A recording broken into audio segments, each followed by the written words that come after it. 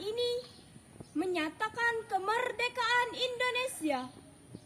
Hal-hal yang mengenai pemindahan kekuasaan dan lain-lain diselenggarakan dengan cara seksama dan dalam tempo yang sesingkat-singkatnya.